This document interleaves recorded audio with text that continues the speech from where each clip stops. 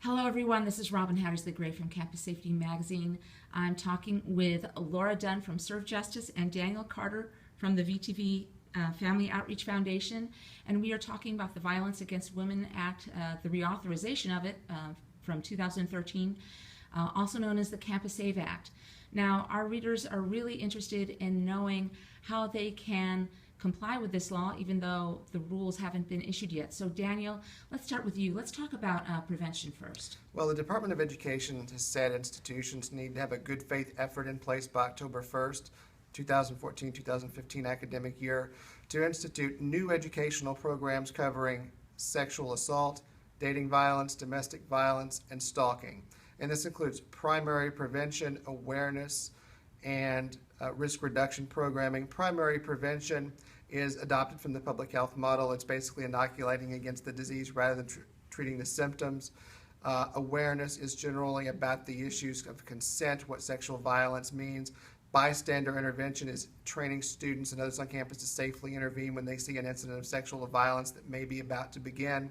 And risk reduction is really about typically how to avoid risk situations, but it's also about teaching potential perpetrators the consequences and the ramifications of their actions and seeking to change their behavior as well.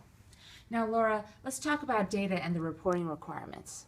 Yeah, so the CLEAR Act has always been focused on reporting crime on campus, and what's happened now with VAWA is that we've expanded. We're including more crimes related to gender violence. So previously we had sex offenses. Right now we are calling it sexual assault, and within that category is rape, fondling, incest, and statutory rape. Those are the 4 categories of sexual assault that schools should be complying with this coming annual security report.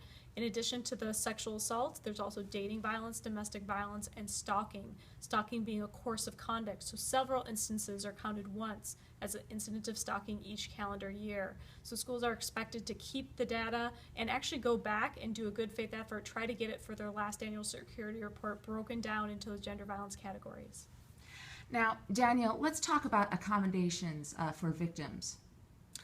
Anytime a student or employee reports an incident of sexual violence, which means sexual assault, dating violence, domestic violence, or stalking, the institution is required to provide them with a written notification of their rights and options. And among these rights and options are accommodations for changing academic, living, transportation, and working arrangements.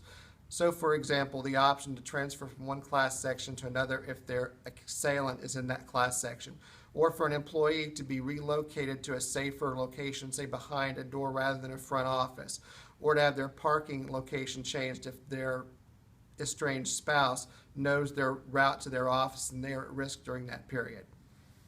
And Laura, there was another topic that we need to talk, and I forgot, Absolutely. So if you can tell me about it. So rights. The Campus Yes. SaVE Act includes a lot of rights for victims and even considers the accused. So right now we're requiring schools through their procedures to make sure that there's written notifications to survivors about their rights, and that includes what the steps the process needs to include. And also within that, we're giving information to both the victim and the accused that is equal. So both can have an advisor of their choice. That really means of their choice, anyone. It could be a parent, it could be an attorney, it can be a counselor, anyone who gives them support. Those rights are equal with both parties, and this actually is in line with Title IX requirements. There's also a requirement that both parties receive written notice of the final decision. Within that decision has to be the findings, the reason for those findings, the sanction, and the reason for that sanction. So we're being very specific about what that procedure looks like. And on top of that all, a very important requirement from the Campus SaVE Act is that there's annual training. So everyone that's involved with the investigation all the way through to that final decision made in any hearing needs to be trained on an annual basis. So schools should be doing that this summer before the school year starts. Wonderful. Well, Laura, Daniel, thank you so much for taking the time to talk with me. And you're welcome. Absolutely. Thank you. Thank you.